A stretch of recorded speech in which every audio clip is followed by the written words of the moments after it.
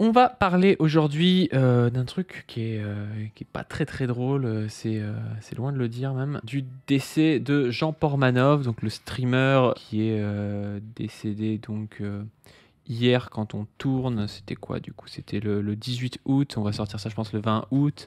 Donc pour ceux qui le connaissaient pas, parce que je pense moi j'en avais déjà entendu parler, hein, mais c'était un truc un peu obscur je pense pour la majorité de la population. Jean Portmanov, c'était un ancien militaire qui était plutôt fragile, voire avec handicap, et qui était mis en scène par d'autres personnes sur des streams où il l'humiliait, il le frappait, il y avait des gens qui faisaient des dons et tout. Et en fait, c'était la plus grosse chaîne de stream sur Kick. Il y avait 15 000 viewers en direct, il y avait 500 000 abonnés, c'était même une des plus grosses mondiales, hein, où il y avait des gens donc, du coup, qui payaient pour voir ça. Il y avait aussi d'autres personnes qui sont mises en scène et qui ont des handicaps sur la chaîne, par d'autres qui n'ont pas de handicap, ou soit ils se foutent de leur gueule, soit ils le frappent, quoi. Et donc du coup, là, suite à un live de plus de 10 jours, bah, il est mort en live pendant son sommeil. Les gens l'ont entendu un peu faire, je pense qu'on peut appeler des gaspes en médecine, quoi. Il a dû avoir un arrêt cardiaque, hein, j'imagine, hein. Zoé connaît peut-être mieux ça que moi, mais voilà, on l'entendait avoir des espèces de râles un peu comme on a quand on fait un arrêt cardiaque, quoi. Et après, donc les gens ont fait des dons pour réveiller les autres, pour faire des dons vocaux, enfin un truc assez dégueulasse. Et les autres ont fini par couper le live et ils nous ont annoncé qu'il était décédé. Il faut comprendre que ça faisait 10 jours du coup qu'il était stressé, humilié, frappé, qu'il était un peu empêché de dormir aussi. Enfin voilà, c'était quand même assez stressant et pour les gens qui ont des problèmes cardiaques, ça peut forcément arriver ce genre de choses malheureusement. Donc on voulait vous en parler avec Zoé. Zoé, comment est-ce que ça va? Salut Padu, bah écoute, moi dans l'absolu ça va, mais là on va vraiment parler. Alors toi tu vois, t'en avais un peu entendu parler, moi je découvre ce truc. Très Ah honnêtement, oui. je n'avais jamais entendu parler de ce truc avant que son décès soit annoncé. Vraiment, les images, les extraits des streams qui mettent en scène, enfin vraiment, des violences physiques, psychologiques, des humiliations, des insultes répétées avec cet homme, et en plus quand on connaît le contexte, enfin c'est juste atroce. Et ce qui est atroce, c'est que ce truc générait énormément, énormément, énormément d'argent. La plateforme s'en est mis plein les fouilles. Les mecs qui apparaissent avec lui s'en sont mis plein les fouilles. Et il y a Mediapart qui avait fait une enquête il y a plusieurs mois. Ça a continué. Et ça pose plein de questions, notamment sur la manière dont les gens qui travaillaient avec lui se défendent. Parce qu'on retrouve une ligne. C'était sa liberté. Sans lui, il était rien. On l'a sorti de la merde, etc., etc. Donc Ok, vraiment, on va qu'on parler de entend, tout ça. machin. Ouais, voilà. Des choses dont Et on parle donc on souvent, va. hein, sur une vision très libérale, individualiste Mm, mm. des choses. C'est ça. Moi, j'en avais Alors, entendu parler d'ailleurs on... avec Mediapart. Tu parlais de l'article de Mediapart, mais on va pouvoir peut-être en mettre des extraits d'ailleurs de cet article de décembre 2024. Moi, c'est comme ça que j'avais entendu parler de cette histoire, mais ça m'était sorti de la tête. Puis j'en avais Mm. plus entendu parler, et puis là, j'apprends que le principal membre handicapé ou fragile, encore une fois, c'est compliqué parce que moi, j'ai pas son dossier médical sous les yeux, on n'en sait rien en Mm. fait, mais en tout cas, il jouait beaucoup à ça avec lui. Lui-même disait qu'il avait eu une vie très compliquée. Il parle de stage, il a dû faire l'armée. Ce que j'ai fait de ma vie, bah rien, rien. Ah si, j'ai travaillé, mais j'étais installateur sanitaire en CAP-BEP. J'avais mon maître de stage qui me tapait, voilà, pendant 2 ans. Il allait chercher ses bières comme un trou du cul parce qu'il m'a ordonné de le faire. Après, je suis rentré à l'armée. Normalement, j'aurais pas dû faire l'armée parce que je suis 79 et c'était à la fin. Mais j'ai fait l'armée et ça m'a bien plu pendant 10 ans. Les 3 dernières, elles étaient un peu pas moins sympas parce qu'il y avait un fils il m'appelait le cadavre. Après, j'étais chercher du travail. J'ai fait du CDI. Ah, comment? Non, ça c'est de l'intérim. Avant d'être chauffeur-livreur, j'étais préparateur de commandes. Je préparais les commandes de chez DHL dans le monde entier. Voilà, je faisais ça. Après, j'étais chauffeur-livreur pour une société. Franchement, c'était pas mal. Et après, je me suis mis au stream en même temps que je faisais chauffeur-livreur. Donc on voit qu'il est dans une situation au-delà du truc purement médical où il subit du validisme. Donc moi je dis qu'il a un Mm. handicap. En réalité, voilà, c'est pas, j'ai pas mesuré le taux de handicap qu'il a ou quoi que ce soit. Quoi, c'est pas un truc médical, mais c'est une Mm. appréciation plus d'ordre social. Quoi. Au vu des Ouais. gens, il est avec handicap. En tout cas, il subit le validisme. Quoi. Et Mm. c'est cette personne-là principalement donc qui est décédée. Ouais, donc je vous mets juste un peu de contexte sur les infos que j'ai glanées depuis hier. Du coup, donc c'est un homme qui vivait chez ses parents à plus de 40 ans, après avoir, comme Padu vous l'a dit, eu des stages professionnels qui se sont mal passés. Il raconte notamment qu'il s'est fait frapper par ses maîtres de stage. Il raconte qu'il va à l'armée et puis ensuite il retourne chez ses parents et il vivait de manière très désocialisée en fait chez ses parents. Passait beaucoup de temps à jouer à des jeux vidéo sur son ordinateur et c'est comme ça en fait qu'il est rentré en contact avec tout un tas de streamers plus ou moins connus et que petit à petit il a été recruté par particulièrement les 2 hommes qu'on va voir à l'écran. Et vous allez voir déjà sur le plan physique la différence. En fait, ces 2 hommes qui sont plus jeunes que lui, qui ont 20-30 ans, qui sont en forme, qui sont assez costauds. Lui, c'est un homme qui est chétif, qui est assez frêle. Un peu émacié, Et puis, il a ouais. vraiment, il fait maigre, quoi. Ouais. Et en fait, l'éventuel décès de cet homme, ses amis en parlaient assez régulièrement parce qu'il disait qu'il était en très mauvaise santé. Et notamment, il disait c'était un homme qui fumait beaucoup et qui avait des difficultés respiratoires importantes, qui était essoufflé au moindre effort, etc. Mais que voilà, ils avaient peur de l'emmener chez le pneumologue, chez le cardiologue, peur de ce qu'il allait annoncer. Et donc, c'était une discussion récurrente. JP, quand tu vas mourir, etc., etc. Bah, JP, il est malade, on est d'accord? Ouais. J'espère il va bien. Mais imagine, il meurt, il se passe quoi? Si demain il se passe une dinguerie, bien évidemment, je pense que mentalement, On supprime la chaîne? on sera tous impactés. Ouais, je pense. Hein. Je pense on supprime la chaîne. Je pense on part en héros, on partira sur nos masterclass. On restera aux côtés de sa famille, on fera le nécessaire, etc. Et après, on retournera tranquillement dans nos petites vies et voilà. Mais imagine un jour dans le délire, on est en train de rigoler et tout et... Il clappe. Tu sais que je me suis déjà posé la question. En plein live. Ouais. On est mort. Ouais, c'est vrai. Alors que non, à moins qu'ils disent face caméra là maintenant que si demain il meurt en plein live, c'est dû à son état de santé de merde et pas nous. Non. Comme ça, non, du tout. Comme ça, non. Les gens ils vont s'en prendre à nous alors que c'est dû à tes 46 ans de vie Tu minable. peux pas savoir que j'aurais fait une crise cardiaque. Mais imagine ça arrive pendant un moment où Zarma on le fait chier. Pendant une thyroïde. Zarma, pendant une thyroïde. Et je le sais, il meurt Parce dans que mes c'est mains. aléatoire. Il meurt dans mes mains, mais... Tu sais, ça peut arriver à n'importe quel moment. Imagine, ça finit une thyroïde et tu Ça fais peut arriver à n'importe qui aussi. Ouais, mais lui, sa vie, elle est morte après, frère. Pour ça, je te dis face caméra. Moi, les gars, si je meurs en live pendant une action qui se passe ou parce que peu importe, bah, c'est mon entière responsabilité. Dis-le. Ouais, s'il m'arrive quelque chose en live, c'est mon entière responsabilité. Donc, il savait qu'il était en très mauvaise santé et pour autant, ils lui ont fait subir. Et en fait, ça a duré des années. Il est venu vivre dans un endroit qui s'appelle le local où ils vivaient tous ensemble et il faisait des streams. Vous imaginez le niveau d'emprise du truc, c'est-à-dire que vous vivez avec les gens. C'est votre unique lien social, c'est votre gagne-pain. Il était payé 6 000 € par mois. Alors imaginez la thune que devait générer ce truc pour qu'il lui lâche 6 000 € par mois. Ça veut dire que ça générait bien plus d'argent que ça, hein, évidemment. Mais t'es malade ou quoi? Je suis riche, je crois que je fais des têtes à tête. Mais t'es malade, je gagne entre 80 000 et 100 000 €, je crois que je fais des têtes à tête. C'est fini, mon frère. Là, tout à l'heure, j'étais en train de manger un homard entier, 135 €. Comment ça s'appelle? Au vieux Nice. Et je crois que je vais me lâcher des têtes à tête avec un mec de Nice Nord. Mais frérot, t'as pas compris. Et je vais t'envoyer des mecs qui vont venir te frapper, c'est tout. Ah, c'est fini, le statut, il a changé. Ah, je suis plus un petit. T'es là, tu crois que je suis la condamine, j'ai plus 1 €. C'est fini, fils de pute. C'est fini. Et donc voilà, il se présentait un peu comme ses sauveurs, genre voilà, on lui a donné cette occasion incroyable de pouvoir être connu, de pouvoir avoir des amis et de pouvoir gagner sa vie. Et donc il vivait dans cette espèce de vase clos. Et sur le JP, là, l'homme qui est décédé, en gros, moi je vous dis ce que j'ai comme information médicale, c'est qu'il avait au moins un handicap respiratoire. Et puis que parfois, il avait parfois du mal à faire des phrases, on va dire, grammaticalement très construites et tout, ce qui était une raison de moquerie, de rigolade, etc. C'était très très mis en scène. Et il y a un autre homme sur ces vidéos qui apparaît dans le pseudo et Koudou et qui lui dit qu'il a un handicap et est sous curatelle, c'est-à-dire c'est une mesure de protection pour les adultes vulnérables, voilà. Et qui lui est toujours au contact des autres personnes a priori, hein, et était aussi souffre-douleur comme l'était JP. Et puis il y en a, Voilà, il y en a donc on va d'autres, des regarder. personnes avec handicap dans le truc, parce qu'ils font Ouais. un jeu, on va le voir, qui s'appelle Question pour un Golemon, où il y a d'autres personnes avec handicap qui viennent, où ils foutent de leur gueule et tout. Et de toute façon, on voit avec à la fois ce côté où il y a des difficultés à faire des phrases, des difficultés à la fois orthographiques et des choses comme ça, et son physique. Enfin, souvent, nous, moi j'ai fait un stage en génétique, tu vois, on avait des gens comme ça qui se pointaient avec ces tableaux-là. Et on appelait ça en gros, en général, un trouble du neurodéveloppement qu'on appelait syndromique, c'est-à-dire qui touche pas uniquement le neurodéveloppement, mais qui touche aussi le corps.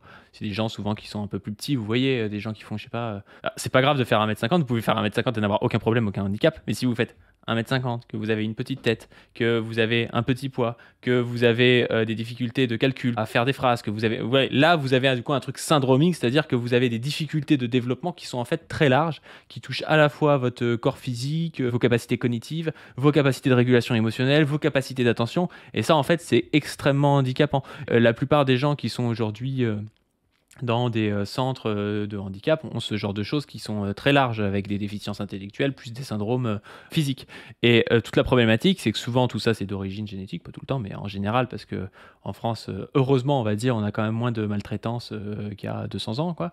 Et donc souvent quand vous avez des problèmes à la fois au niveau du développement staturopondéral, du développement intellectuel, du développement respiratoire, bah, vous avez aussi des problèmes cardiaques, vous avez aussi des problèmes de foie, vous avez des problèmes un peu partout. Donc c'est hyper dangereux de ne pas faire dormir un mec pendant 10 jours si il a potentiellement des problèmes cardiaques et tout ça, quoi. Je dis pas qu'il en a, encore une fois, c'est toujours compliqué sur cette personne-là de vous faire un diagnostic à vue de nez, c'est pas ça que je veux dire, mais il faut quand même prendre en compte que, en tout cas, c'est une personne fragile et que déjà que tu peux pas torturer quelqu'un pendant 10 jours comme ils l'ont fait, encore moins ce genre de personne et c'est encore plus risqué, quoi. Et encore une fois, là, c'est les 10 jours de stream qu'il y avait là. Mais en fait, ça fait des années que ça dure. Ça fait des années qu'il vit là-bas. Et que c'est comme ça. Il a quitté Metz, sa ville d'origine, pour s'installer près de Nice, dans cette espèce de colocation avec ces personnes.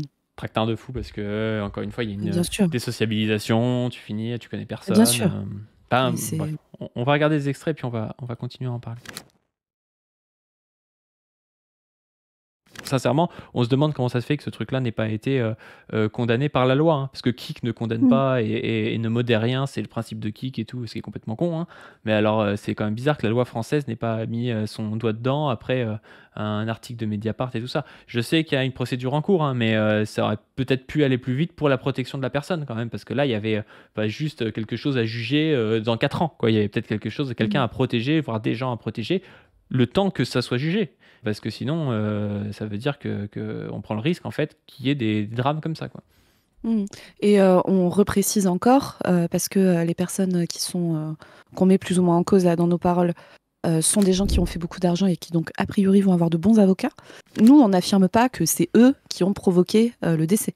Nous, ce qu'on constate, c'est que au vu de la manière dont il était traité et au vu des éléments qui ont été donnés sur son état de santé, c'était extrêmement dangereux de lui faire subir ça, et que le fait qu'il soit décédé en direct devant les gens doit vraiment interroger et poser de très larges questions qu'on va poser pendant cette vidéo sur le fonctionnement de ces plateformes, sur la responsabilité des plateformes, des spectateurs, des personnes qui font ça, sur le discours sur la liberté, le consentement, etc. qu'il peut y avoir autour, sur l'emprise, sur le validisme. Bref, voilà, on va parler de tout ça. Et évidemment, on n'a pas le dossier médical, on n'a pas les causes de la mort sous les yeux, il y a une enquête en cours. Et ça sera la partie de la justice. Nous, ce qu'on veut développer là-dessus, c'est un discours qui est politique. Qu'est-ce qu'on peut dire, nous, militants progressistes, sur une situation comme ça, et quels sont les leviers sur lesquels on pourrait jouer pour que aucune autre personne ne vive ça. D'ailleurs, ça fait questionner aussi le rapport qu'il y avait. J'aimerais bien connaître le rapport contractuel entre eux, tu vois. Parce que quand on y pense, c'est probablement un décès au travail, hein. C'est probablement quelqu'un qui, alors je sais pas s'il est salarié ou s'il le paye, je pense qu'il n'est pas salarié, hein, parce que ce serait trop protecteur pour lui. Je pense qu'il doit être payé avec des cachets ou je sais pas trop quoi. Encore une fois, peut-être que je me trompe, hein, peut-être qu'il est salarié, mais dans tous les cas, je pense que le patron, c'est pas Jean Portmanov, mais que c'est les deux gars qui se permettent tout et n'importe quoi en live. Et donc, c'est pas la même chose d'avoir un décès comme ça. Enfin, nous, ça nous paraît être un stream, être presque un loisir, mais en fait, c'est un décès d'un type au travail, dans des conditions de travail qui sont quand même très particulières, quoi. Oui, ça ressemble à une mort au travail, effectivement. Et a priori, Kik avait un contrat avec eux. C'est eux qui finançaient le local et tout. Maintenant, on va passer à l'emprise psychologique qu'il y avait. Parce que comment ça se fait que quelqu'un puisse se retrouver dans une situation comme ça et soit consentant? Parce que c'est ce qu'avancent toujours les deux personnes, notamment lui, là, Naruto, qui est le principal gérant, je crois, de la chaîne, avance qu'il était consentant et qu'il l'avait presque sauvé, quoi, en gros. Pour moi, c'est pas méchant. Parce que tout le monde a des défauts, etc. Mais seul, tu vaux rien. Si t'étais pas tombé sur un mec comme moi, je pense que tu te serais éteint. En fait, on a vraiment créé le personnage JP. Voilà. En contexte, là, c'est un extrait donc, de cet homme Naruto qui est au téléphone avec quelqu'un d'autre de leur équipe. Parce que JP vient de... C'est passé ça, ce que vous voyez là, passé il y a longtemps. Hein. JP a décidé de partir à un moment. Et donc, vous allez voir un peu comment réagit son ami Naruto. JP là il a bougé, il est parti. Donc il a quitté là pour rien, c'est lui qui sabote. On lui a rien dit, il lui a rien fait. Lui qui sabote. Il sabote, je sais pas, il fait le malin, il est parti. Je veux que tu récupères les clés de l'appartement, de la voiture, qui paye le loyer qui manque, et il peut partir. Il peut se mettre au bord de la route, mendier. C'est la folie parce que c'est vraiment le discours des mafieux et tout. Ah ouais. Enfin, ça me fait vraiment penser à des situations de traite d'être humain, tu sais.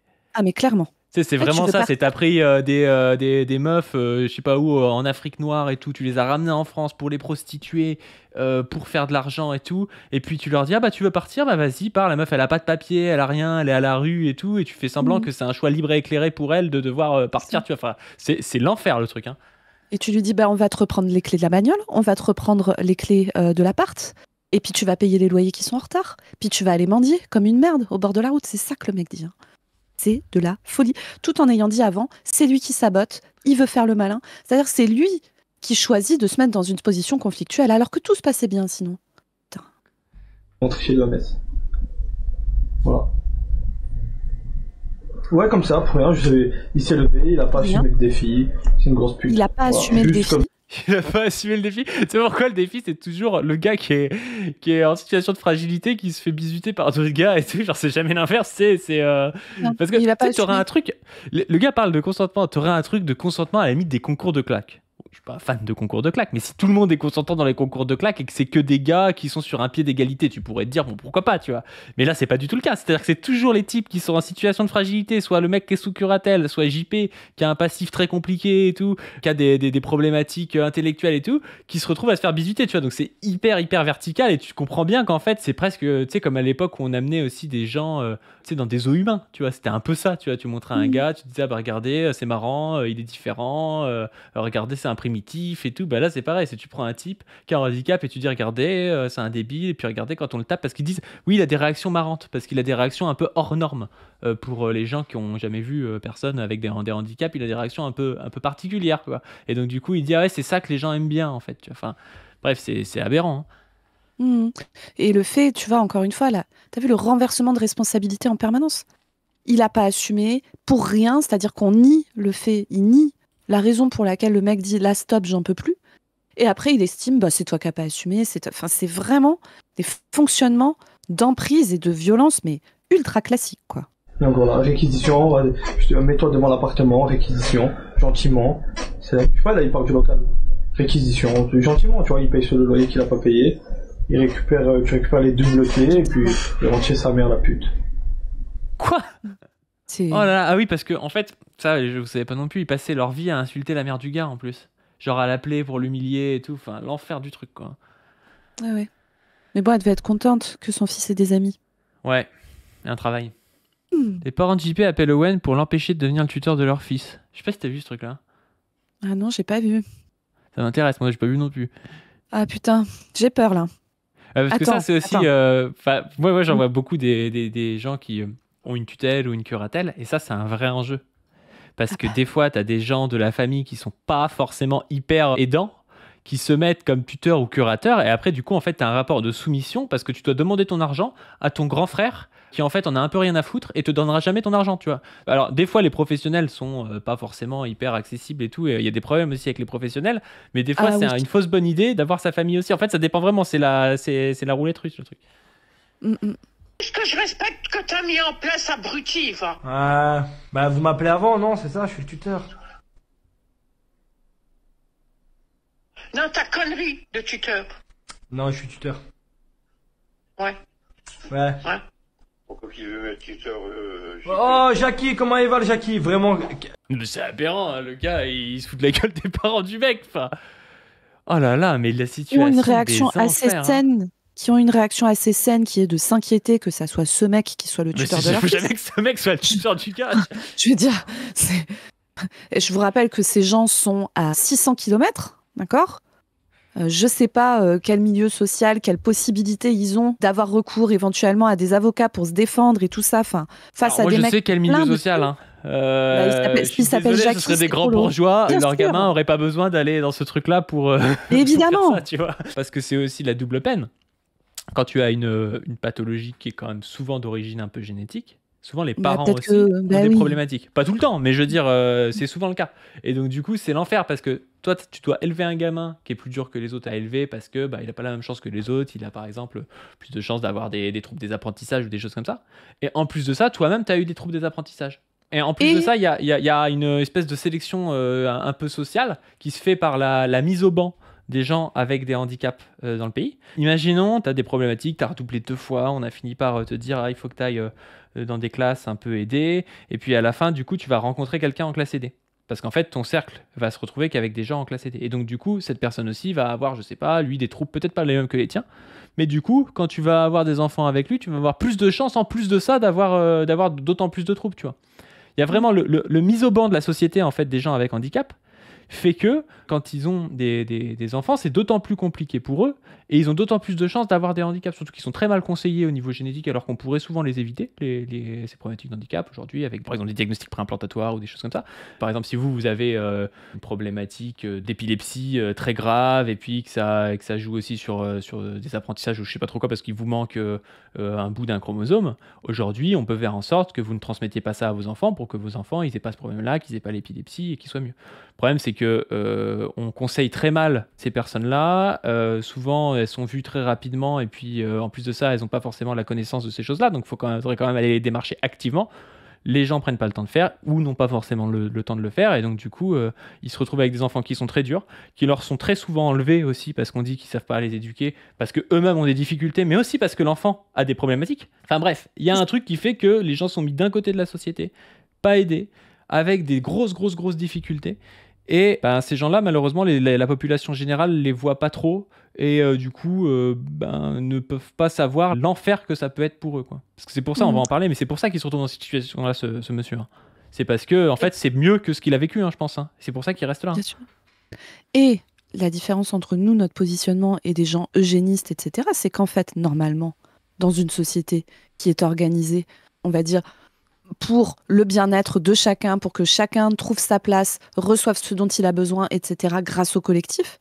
Mais normalement, il devrait y avoir un système de soins, un système éducatif, des manières de nous organiser entre nous qui fassent que les gens ont du temps à consacrer aux gens qui sont autour d'eux, sans forcément que ça soit un truc professionnel.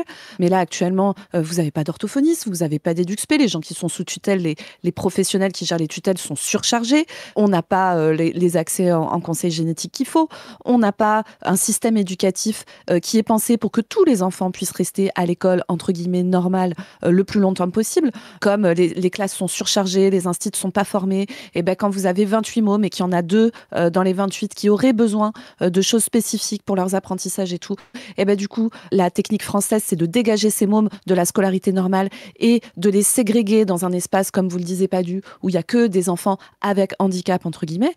Et en plus de ça, même dans notre approche médicale du truc, même si on avait les moyens, il y a aussi une réalité qui est que dans le grand groupe des troubles neurodéveloppementaux, par exemple, et là, encore une fois, je ne parle pas de JP en particulier, on parle des cas généraux. Dans le grand groupe des troubles neurodéveloppementaux, on va mettre plein de choses différentes et la catégorie spécifique dite du déficit intellectuel, alors bon, vraiment, ça c'est avec le QI qu'on le détermine, mais en fait c'est pas blanc ou noir, c'est pas il y a un déficit ou il n'y a pas de déficit, et puis Aujourd'hui on travaille aussi beaucoup sur l'aspect fonctionnel, tu sais, il y a le QI, voilà. Puis, il y a aussi l'échelle de Vineland qui permet de voir, en fait, si vous avez un QI, on va dire, vous avez un QI qui est bas qui est à 55, vous avez un QI qui est bas, si vous savez faire vos courses, vous habiller et puis conduire, et en fait vous avez un niveau fonctionnel qui est bien supérieur à quelqu'un qui a un QI à 55 et qui sait pas faire ses courses et qui sait pas conduire, en fait. Donc on essaie de voir aussi comment les gens fonctionnent dans la vie au-delà de juste de leur capacité cognitive à résoudre des tâches d'un test de QI, quoi. C'est ça. Mais la réalité, c'est que la catégorie, si on devait le mettre comme ça, des personnes qui présentent un déficit intellectuel qui entraîne des difficultés dans leur quotidien pour se nourrir, se loger, gérer leur quotidien, pouvoir subvenir à leurs besoins et tout. Cette catégorie-là est une catégorie qui intéresse aussi très peu la recherche médicale, les médecins, etc. C'est une réalité, tu vois. On a vachement plus envie de s'intéresser aux troubles du spectre autistique ou aux troubles déficitaires de l'attention avec hyperactivité. Et aussi parce que les personnes avec des déficits intellectuels, du fait de l'organisation validiste de la société, etc., sont des personnes qui sont bien plus prolos que les autres. Il y a une histoire de classe sociale aussi là-dedans, vraiment, profondément. Et ça doit nous interroger à l'échelle collective. Comment ça se fait qu'on n'est pas capable de s'organiser pour que chacun trouve la place qui lui convient. Et parce qu'en plus, si vous voulez, tout le monde part pas égaux sur un plan biologique, pour des raisons génétiques, comme l'a dit Padu, mais même, je sais pas, si pendant la grossesse, la femme enceinte avait une addiction importante à l'alcool, qu'elle n'a pas réussi à arrêter. L'addiction à l'alcool est une addiction extrêmement dure à traiter. Donc, il y a des femmes qui continuent à consommer de l'alcool pendant la grossesse, pas parce qu'elles sont méchantes et qu'elles en ont rien à foutre, mais parce qu'elles sont malades, en fait, parce qu'elles ont une addiction très importante. Et ben, si la mère a consommé de l'alcool pendant la grossesse, pendant le développement de l'enfant, ça crée aussi des problèmes cognitifs, etc., même physiques. Tout ça pour dire que, en fait, on part pas tous de la même base. En plus, on n'est pas tous dans le même milieu social. Mais toutes ces choses-là sont des choses que la société peut combler ou peut compenser en partie. Et donc, nous, le truc sur lequel il faut qu'on joue, nous, société, c'est comment on organise des sociétés pour que ça ne se passe pas comme ça, pour que les gens ne soient pas ostracisés, isolés, puis à la merci de gens qui s'en servent comme des bêtes de foire pour faire de la thune, quoi. Sur le plan vraiment scientifique, t'as dit on a une base et la société vient combler, c'est même pas vraiment ça. On a une espèce de potentialité et la société vient de l'exprimer de différentes manières. Je dis ça parce que sinon on renvoie presque les gens à quelque chose quand on dit il y a une base et puis la société vient combler, qu'il y aurait des gens qui seraient supérieurs ou inférieurs. C'est pas vraiment ça, c'est qu'il y a des gens qui, par rapport à un milieu, à un environnement donné, vont exprimer plus ou moins bien des choses. Et donc du coup vont se retrouver plus ou moins handicapés. Mais c'est pas forcément qu'ils sont en soi, je veux dire, naturellement inférieurs. D'ailleurs Lucien Sèvres écrit là-dessus un texte assez intéressant qui s'appelle « Les dons n'existent pas ». Il montre justement qu'il n'y a rien qui est donné. Évidemment, il y a des gens qui ont plus de chances, par exemple, de plus facilement apprendre à lire avec la méthode normale. Donc du coup, oui, en général, ils vont mieux apprendre à lire. Mais ça reste social quand même. Ça reste surdéterminé par le fait, est-ce qu'on t'apprend à lire ou pas? La notion de dyslexie a aucun sens dans une société qui n'écrit pas et qui ne lit pas. La question, c'est comment est-ce qu'on fait pour que les gens puissent tous être le plus autonomes et émancipés possible. Et c'est pas avec ce qu'on fait aujourd'hui que ça va suffire, en tout cas, quoi. On va continuer donc sur cette histoire de tuteur. Homme que je respecte énormément. Jackie, quand même, je suis gentil avec vous. Mais en fait, le délire dans ce truc-là, c'est que dans les classes d'enfants, parce que ça, c'est un classique, le harcèlement scolaire aussi est très validiste. Souvent, les gens qui se font harceler à l'école, pas tous, mais ils sont soit très anxieux, un peu inhibés, soit très... alors, c'est aussi le harcèlement qui les rend anxieux, c'est un peu le fou la poule, mais soit aussi, parfois, ils ont des handicaps, ils se font moquer, machin et tout. Mais là, le mec se comporte comme un harceleur de 10 ans, quoi. Le type, il a l'air d'avoir 30 ans, tu vois. Enfin, je dis pas que c'est bien à 10 ans, mais je veux dire, moi, quand je vois des gamins qui se font harceler ou qui harcèlent d'autres gamins qui ont 10 ans, je me dis pas forcément, ils sont foncièrement méchants, tu vois. Là, le gars, il a 30 ans, quoi. Il fait ça, il se fout de la gueule du père d'un type qui l'humilie en live et qui est fragile, quoi. Enfin, c'est une dinguerie, quand même. Donc, moi, j'ai vu plusieurs extraits où JP parle du fait qu'il n'a pas de relation amoureuse. Et là-dessus, son ami va lui expliquer un petit peu que en fait c'est pas possible, quoi. Moi je te le dis texto de toute façon devant la caméra, oublie. Regarde-moi dans les yeux, je te parle. Oublie. Voilà, je peux te le dire direct. Oublie le fait de trouver une meuf. Oublie le fait de te marier. Oublie genre le seul pourcent de chance que t'avais d'avoir des enfants, oublie-le. Et puis au lieu de remettre ça sur la faute soit des gens, soit de nous, soit de ça, remets seulement la faute sur le fait que t'es un immense fils de pute qui n'est pas prêt à faire d'efforts pour soi-même. Qui n'est pas prêt à faire d'efforts pour soi-même, putain, l'enfer du truc. Et ça, c'est un truc récurrent, en fait, que dans les extraits que j'ai vus, de lui dire « Ouais, tu fais pas d'efforts, tu prends pas soin de ta santé, tu fumes, etc. etc. » Tu vois, c'est-à-dire que le mec est mis dans des conditions atroces depuis très longtemps, pas que depuis qu'il a rencontré ces mecs, vous avez bien compris, depuis très longtemps. Le mec commence, il y a vraiment un extrait où il raconte son entrée dans le monde du travail par des stages, probablement qu'il était très jeune à ce moment-là, en se faisant péter la gueule par son maître de stage. C'est ça le début de sa sociabilisation, quoi. Enfin, c'est l'histoire de la vie de ce mec est atroce. Bah oui, faut se rendre compte juste que quand t'as un handicap, de toute façon, tu te fais humilier au travail, violenter au travail. Mais donc lui, il doit se dire au moins gagner 6000 balles par mois en le faisant, plutôt que le faire dans un truc où au final je vais gagner 1000 balles par mois et de toute façon je me ferai humilier et tout. Je pense que c'est ça qui s'est dit. Mais bien sûr. Et là, t'as l'autre gars là, qui est là à lui dire de toute façon t'es qu'une merde, et donc t'as presque un discours un peu développement personnel masculiniste, sais, qui se rajoute à ça, de fou, quoi, genre vraiment. Mais de toute Trop façon, c'est pour ça que tardivement. le truc libéral, la méritocratie, machin et tout, c'est extrêmement validiste aussi, tu vois.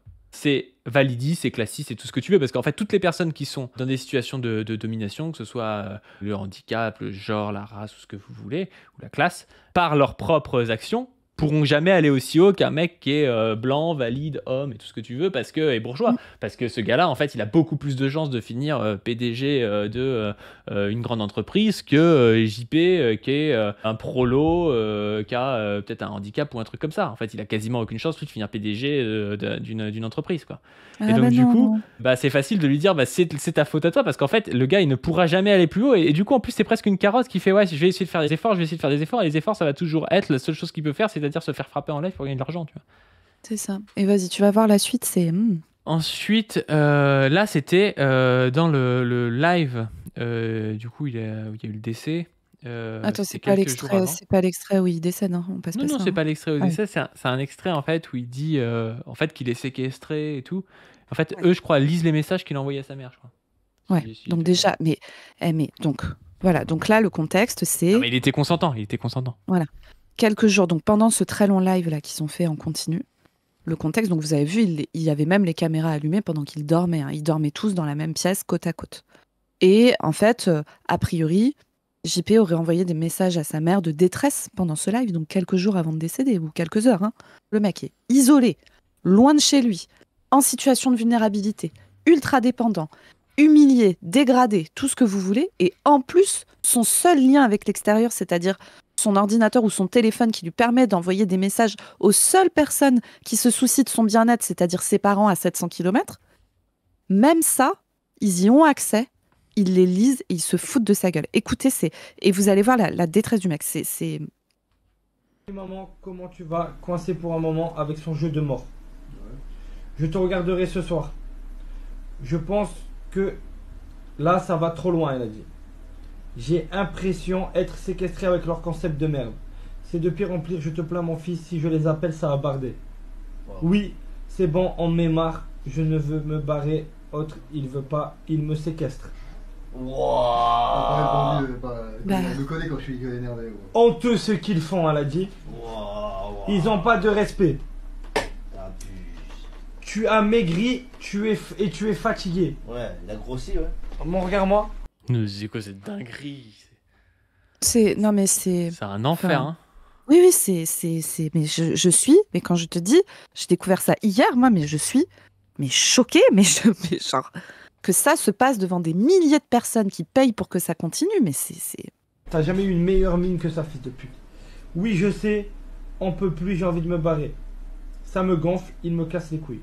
Je ne comprends pas que tu m'as pas dit que avec les dons que tu as acheté le véhicule de papa.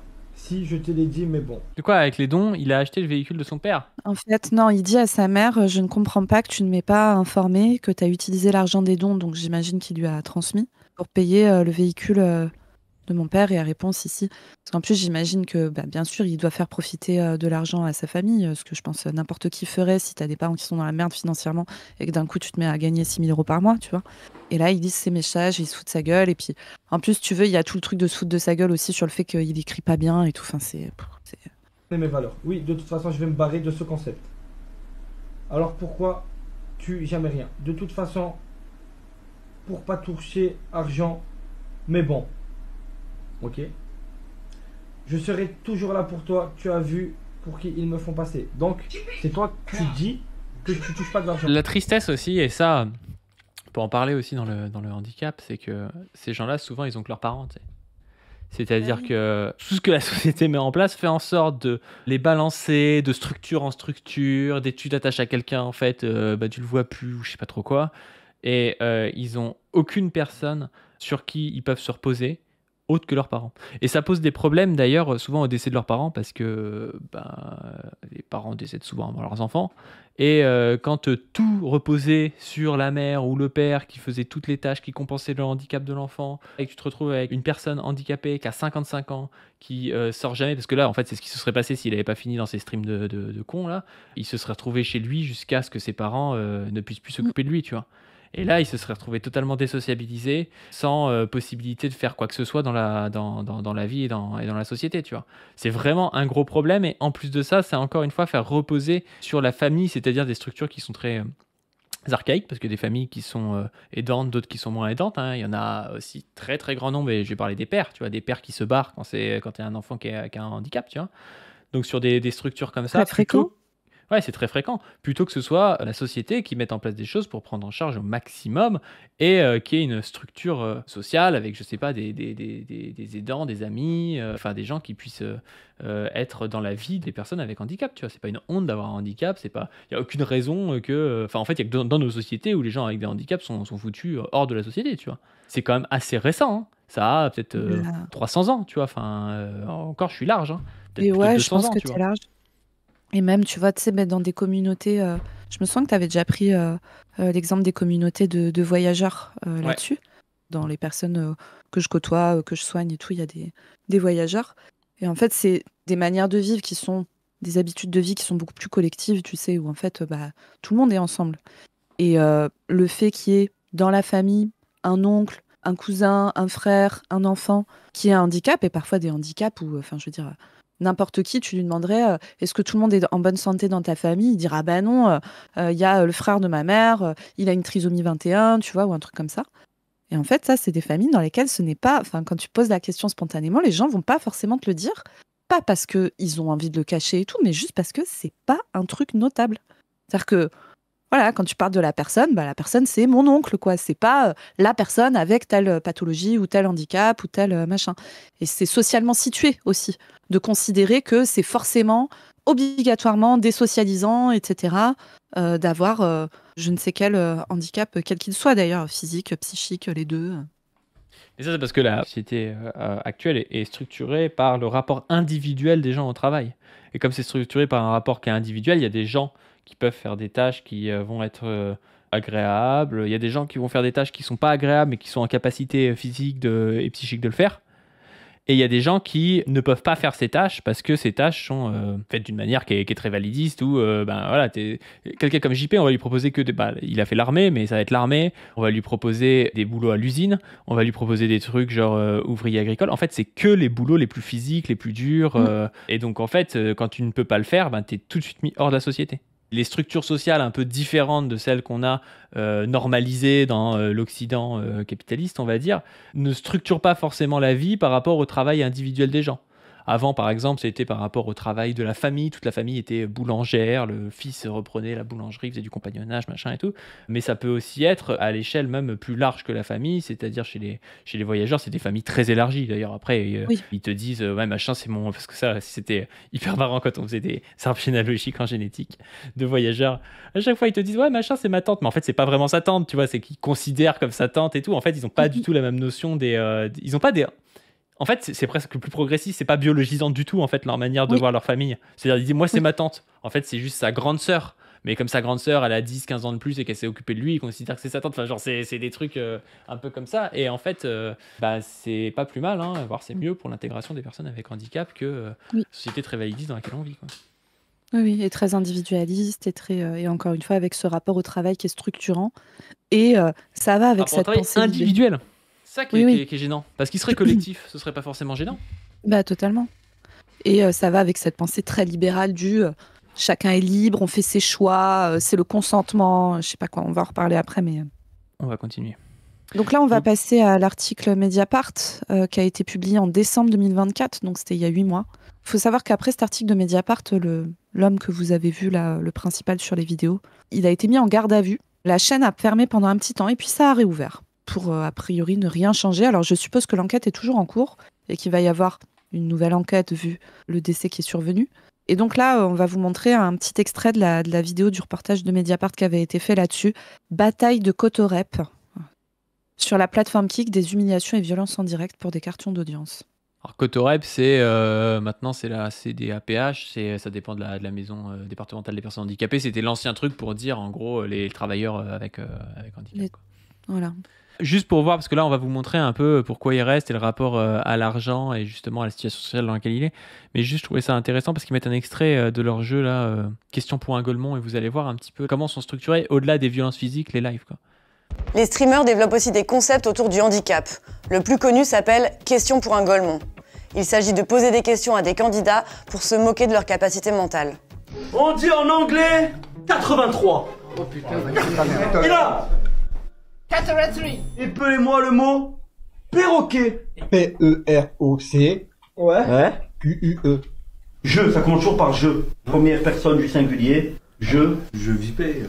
Voici comment Naruto parle de ce jeu. On voit qu'il y a de la bienveillance et encore une fois, ce sont eux qui nous contactent la plupart du temps. L'émission s'appelle Question pour un golemon, ça veut dire qu'on ne cache rien à personne. On ne prend pas les gens pour des cons, justement. Ça, c'est vraiment des situations soit de mafia, soit de traite d'êtres humains. On te dit « Ah non, mais moi, j'y peux rien. Cette personne, elle est venue me voir d'elle-même pour faire ça. C'est son choix consenti.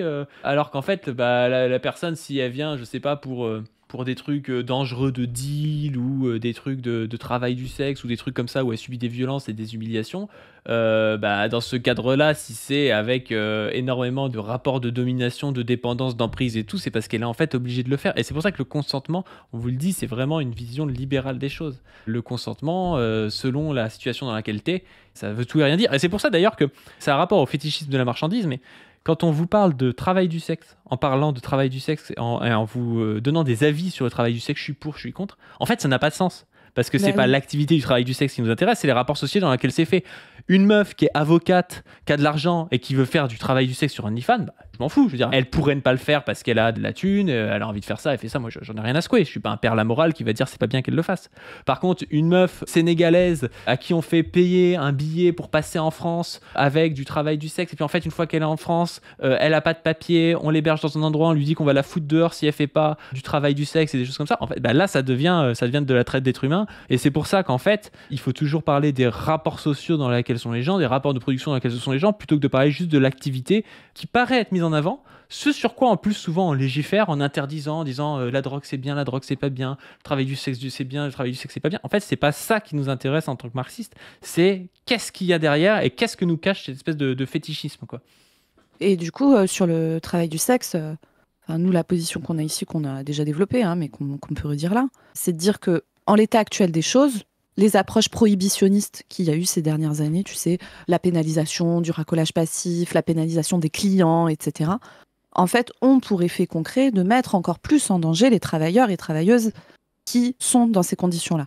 Et donc, nous, on n'est pas pour la prohibition comme elle est pensée là, parce que dans la situation actuelle, il faut que les personnes qui sont travailleurs et travailleuses du sexe puissent avoir accès à une protection sociale, à du chômage, à des accidents de travail, à une médecine du travail. Enfin, voilà, en fait.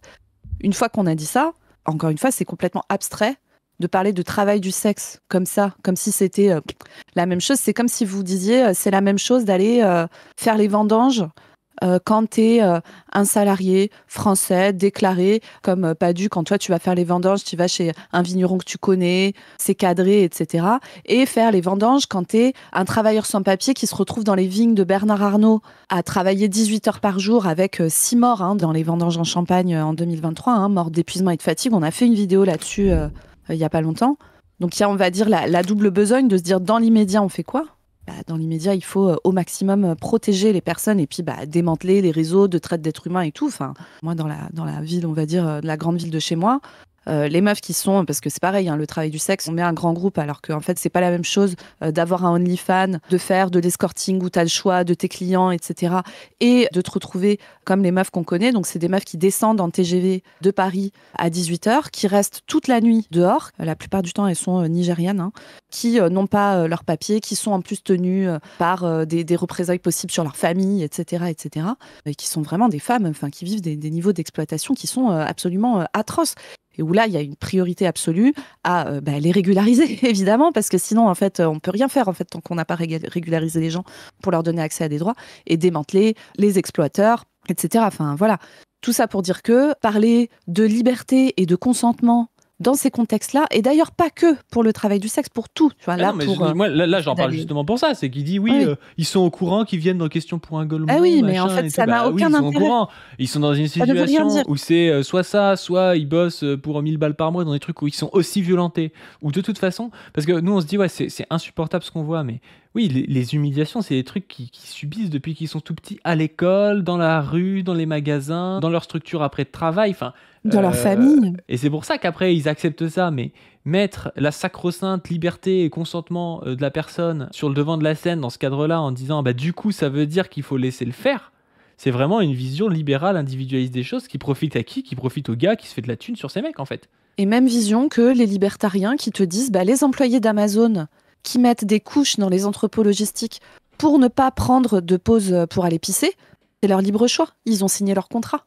La liberté n'a aucun sens tant qu'on ne la situe pas dans le contexte dans lequel on est, quels sont les rapports de force, qui a le pouvoir, qui détient les moyens de produire, etc. Bah là, clairement, on ne peut pas dire que JP était dans une situation de liberté et de consentement. C'est pas vrai. Et bah justement, là, on va le voir parce qu'il en parle, c'est pour ça que je vous avais mis le truc de Mediapart. Tout continue de revenir devant la caméra. Pour JP, la raison serait principalement financière. Il reçoit, comme Naruto et Safine, une partie des milliers d'euros de dons et d'abonnements mensuels. Est-ce que JP, tu restes uniquement au local pour l'argent? Ouais. Et j'en ai une deuxième. Est-ce que si tu pourrais partir, tu partirais? Ouais. Koudou. Oh, l'enfer du truc, quoi.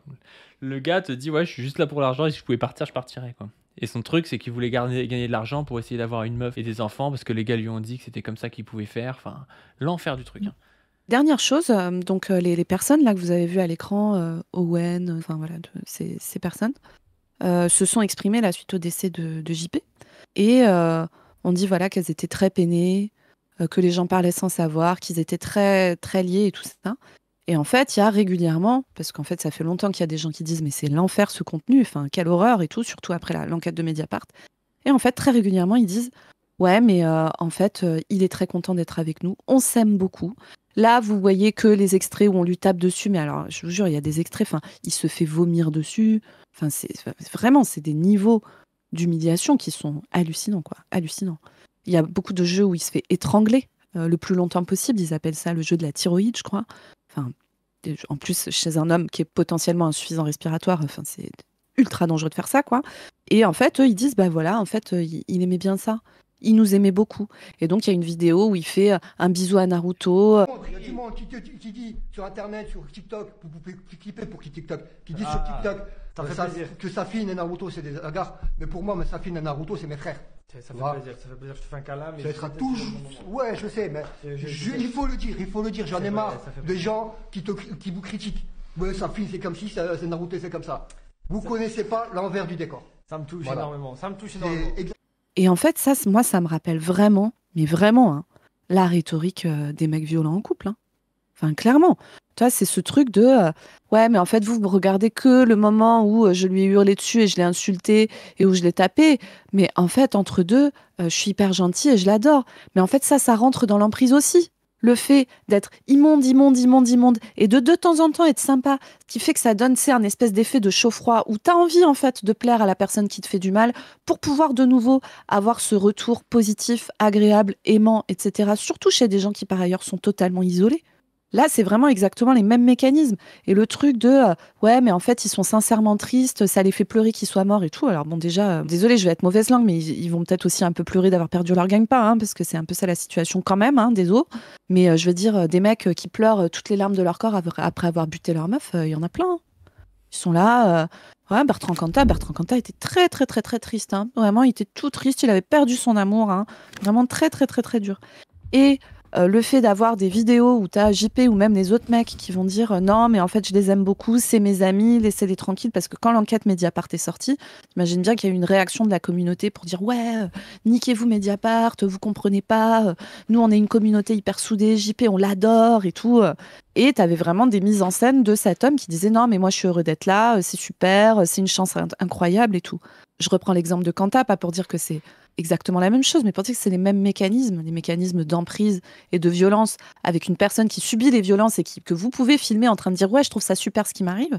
Cantat, quand il a tué Marie Trintignant, en fait, avant, il était avec une autre femme qui s'appelait Christina Radi. Il y a un docu qui est sorti il y a pas longtemps qui reprend l'histoire, mais l'histoire est très connue. Christina Radi, donc c'était la mère de ses enfants, ils étaient mariés, il l'a quittée quelques jours après la naissance du deuxième pour aller avec Marie Trintignant. Une relation décrite comme passionnelle. Alors c'est pareil, t'as les trous du cul qui te parlent de liberté en permanence, il faut se méfier. Alors les trous du cul qui te parlent d'amour, quand on te parle de violence, de machin, d'amour et de plaisir, là, vraiment, faut aller se faire foutre, faut entendre à quel point ces gens utilisent les mauvais mots, en fait, pour parler des choses. Donc il se barre avec elle et c'est soi-disant une relation très passionnelle et ça se termine, comme vous le savez, où il la tue à coups de poing en la défigurant alors qu'il faisait le double de son poids et en la laissant agoniser et mourir pendant des heures dans une chambre d'hôtel en Lituanie. Elle décédera quelques jours plus tard. Au procès, Christina Radi, donc l'ex-femme de Kanta qui se remet avec lui après, vient témoigner pour dire que non, Bertrand Kanta n'est pas un homme violent, qu'elle n'a jamais eu de problème avec lui, etc., etc. Ce qui participe à alléger sa peine, parce qu'on se dira, le mec a pété les plombs une fois. Le pauvre, il a perdu le contrôle. Et puis regardez, il est tellement triste d'avoir perdu la femme qu'il aime. Regardez toutes ces grosses larmes. Et donc, il a été en fait condamné assez légèrement. Alors franchement, ça, moi, c'est mon avis perso, vous connaissez. Moi qui passe 6 mois en prison ou 30 ans, pour moi, la question, elle n'est pas là. La question, elle est comment ça se fait que c'est arrivé? Comment on fait pour que ça n'arrive plus? Et vous allez voir qu'en fait, personne ne s'est organisé pour que ça n'arrive plus. Il sort de prison au bout de quelques années, il retourne auprès de sa femme Christina Radi et de leurs enfants. Et en fait, la vie conjugale est un enfer. Et on a un enregistrement notamment de Christina Radi, quelques mois avant sa mort, qui dit à ses parents que c'est horrible de vivre avec cet homme, qu'il la frappe, que le quotidien est atroce et tout. Et Christina Radi finira par se donner la mort. Et d'ailleurs, encore une fois, Bertrand Kanta sera en train de dormir dans la maison de Bertrand Kanta. C'est le mec qui dort pendant que ses femmes meurent. Je vous raconte cette histoire parce je trouve qu'elle est tellement symbolique de l'erreur qu'on fait. Quand on se dit l'agentivité, en fait, si une femme vient dire non, cet homme n'a pas été violent avec moi et que vous ne la croyez pas, c'est que vous lui volez son agentivité, vous la prenez pour je sais pas quoi et tout. Mais je suis désolée, le respect absolu des êtres humains, c'est de savoir reconnaître une situation d'emprise et de savoir que dans cette situation d'emprise, une personne peut subir des choses atroces et verbaliser qu'elle trouve ça super alors que ça ne l'est pas. Et c'est pas du tout l'humanisme qu'on pense. De se dire, voilà, l'agentivité, la liberté de chacun et tout, c'est faux, en fait, c'est faux. Et pour le cas Bertrand Kanta, ça a causé la mort de 2 personnes, de 2 femmes qui ont laissé derrière elles leurs proches, leurs enfants, orphelins, pour un mec où, pendant des années, les médias ont raconté que c'était un amoureux passionné et quand même le pauvre et je sais pas quoi, mais il faut mesurer à quel point on a de l'empathie pour les dominants, ceux qui ont le pouvoir, et à quel point on n'en a pas pour les personnes qui sont dans des situations qui nécessiteraient que le collectif, tout le monde, intervienne. Et là, sur ce cas-là, moi, je pense que c'est vraiment un échec collectif, en fait, que ça se soit passé. Et que l'issue soit celle-là, alors qu'il y avait des milliers d'alarmes qui auraient dû sonner. Comment ça se fait qu'avec nos mentales de libéraux mentaux de merde, on regarde ces trucs-là et que ça passe le discours de le mec est libre, regardez, il gagne sa thune et tout, c'est insupportable. Quand est-ce qu'on va apprendre des erreurs? Je suis désolée, mais dans ces cas-là, il faut qu'il y ait des interventions extérieures, collectives. Et moi, je parle pas de prison, de machin, de trucs, ça c'est la garde d'autres gens. Moi, je m'en bats les couilles, c'est pas mon problème. Moi, mon problème, c'est comment on fait pour que des personnes ne se retrouvent pas violentées à ce point et comment on fait pour les sortir de ces situations quand elles y sont, pour leur offrir un environnement protecteur, agréable, des moyens de subsistance qui ne passent pas par le fait d'accepter de se faire vomir dessus par des connards, et comment on fait pour que ces personnes qui ont du pouvoir, etc., ne le fassent pas à d'autres gens ensuite. C'est ça la question. Et c'est terrible de voir à quel point on est encore en échec collectif sur ces trucs-là, et vraiment, putain, la pensée libérale de merde est structurante dans le fait que ces choses-là arrivent et qu'on les laisse faire. La pensée libérale de merde est vraiment structurante parce que, si tu veux, les 2 gars, là, en fait, ce qu'on va dire les libéraux, c'est faut condamner ces 2 mecs. En soi, ça me gêne pas, mais ça va rien changer.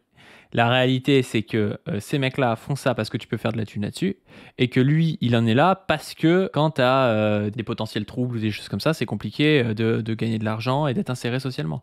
Je peux te dire que si on avait un système social qui faisait en sorte que JP, il gagnait 1600 balles avec un job adapté à ce qu'il peut faire, jamais il se serait retrouvé dans ce truc-là, en fait. Tu vois. Et 1600 balles, c'est pas énorme, hein, mais même s'il gagnait, tu sais, un truc genre un peu plus que le SMIC avec un job qui est faisable pour lui, qui peut s'acheter un appartement autonome pour pas vivre chez ses parents et tout, jamais il se serait retrouvé dans ce truc-là. Le truc, c'est le choix pour lui, c'est d'être chez ses parents à rien faire, d'être dans des structures type ESAT, alors encore, je ne sais pas s'il peut aller en ESAT, ce monsieur, mais voilà, d'être dans des structures où il va être quand même relativement violenté, où il va être ségrégé, où il va rencontrer personne, où ça va lui rappeler ses traumas de stage, de quand il était jeune et tout ça, ou aller là-bas. Et donc, tu vois qu'on peut traiter des choses de manière collective, là où les autres, ils vont juste dire, il faut une peine de prison pour Owen, tu vois. Sauf qu'en fait, tu donnes une peine Exactement. de prison pour Owen, mais tu vas avoir la même chose dans 6 mois avec un autre mec, et puis, ça change à rien, en fait, tu vois. La problématique, c'est pourquoi est-ce qu'on peut faire de la thune pour ça, pour les deux qui sont fait de la thune en faisant ça, et pourquoi est-ce que les personnes avec des handicaps en France sont obligées d'accepter de venir jouer à Question pour un Golemont, tu vois. C'est ça la vraie problématique. Et la réponse, elle est sociale, elle est dans la gestion et dans la répartition du travail, qu'est-ce qu'on permet aux gens et tout ça, quoi. Et là, qu'on dise les termes, dans le système capitaliste actuel, changer les conditions qui ont rendu possible cette horreur n'est pas possible. La question, elle est profondément politique, là. C'est pas juste une question de comportement individuel, c'est une question de comment on s'attaque à toutes les structures. Et comme vient de vous le dire Padu, là, ça nécessite des moyens pour le système de soins, des moyens pour le système éducatif, un accès au logement, à la nourriture, etc. Inconditionnel pour tout le monde. Pour tout le monde. Dans le système capitaliste actuel, c'est absolument impossible. Au même titre qu'avancer sur les droits des femmes, etc., n'est pas possible dans le système capitaliste actuel non plus. Donc en fait, lutter contre ces choses-là, ça passe profondément par une lutte, et nous, la lutte communiste notamment, pour créer des sociétés où les questions ne se posent pas en ces termes-là. Et comme on a un peu parlé du travail du sexe, moi je pense la même chose du travail du sexe. C'est la double besogne de la CGT, vous savez. La double besogne, c'est le fait d'avoir, on va dire, des gains immédiats, là, tout de suite, maintenant. Donc, par exemple, obtenir 100 balles d'augmentation de salaire pour tout le monde dans l'usine. Et il y a la lutte globale, de long terme, politique générale, qui est d'aller abattre le capitalisme, se battre pour pouvoir reprendre le moyen de production, que ça soit pas le patron qui soit propriétaire de l'entreprise, mais qu'elle soit collectivisée, que l'usine soit collectivisée, qu'on répartisse mieux le travail et tout. C'est ça qu'on appelle la double besogne.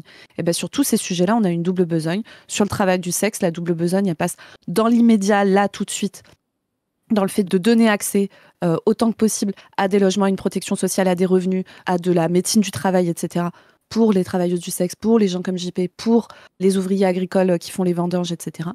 Et la lutte globale, elle passe par niquer la gueule du capitalisme. Et pour ça, les gars, écoutez, il va falloir s'organiser pour prendre le pouvoir, notamment avec des mouvements sociaux et des organisations politiques structurées et organisées pour être capable de prendre le pouvoir. Et ça, c'est un gros chantier, mais on est obligé de penser à ça quand on est face à cette situation, parce que ça ne pourra pas passer par autre chose que par ça. Alors, ça pourra pas passer autre chose par une petite dose de stalinisme qui consisterait à confisquer tous les gains faits avec cette merde pour les donner à des associations pour le handicap et à la famille de JP. Quand même. Parce que je vois pas comment on peut laisser la thune que ces mecs ont. Parce que ces mecs doivent être millionnaires. Hein. Les gars, ils faisaient des salaires de fous et tout. Parce que je pense que s'ils donnaient 6 000, ils gagnaient pas que 6 000, tu vois. Mais bien sûr, ça doit générer des centaines de milliers d'euros par mois. C'est terrible, terrible. Et donc évidemment, mais ça c'est un peu punitiviste, Padu, c'est très grave. Mais bon, voilà, vous avez vu, nous on s'en bat les couilles que ces mecs aillent en prison, on pense que la prison ça résout rien, on pense que ça augmente le niveau de violence, enfin vraiment la prison c'est de la merde. Mais par contre, dépositionnement complet, et toute la thune que t'as fait là, ça revient dans le collectif, ça va pour essayer de compenser pour les proches de cette personne, même si ça compensera jamais la perte de leur fils, évidemment. Et encore une fois, on ne dit pas que la mort est directement liée à ces personnes, mais on dit que le contexte a pu fortement favoriser. Et effectivement, go filer à des assos antivalidistes, par exemple, qui travaillent contre la ségrégation des personnes atteintes de handicap dès l'enfance, par exemple. Ouais. Bon, et bien sur ce, n'hésitez pas à donner sur le Tipeee, à vous abonner à cette chaîne, à ma chaîne Padu, PADU, à la chaîne de Zoé, Dr-Zoé-YT, allez voir sur Position Revue, nos Twitter aussi, nos Insta, TikTok et tout ça. Surtout qu'on publie plus de shorts maintenant, donc n'hésitez pas à aller voir notamment le TikTok Padu Team, mon Insta Padu, le Insta de Position Revue. Et sur ce, on vous dit à plus. À plus tout le monde, salut.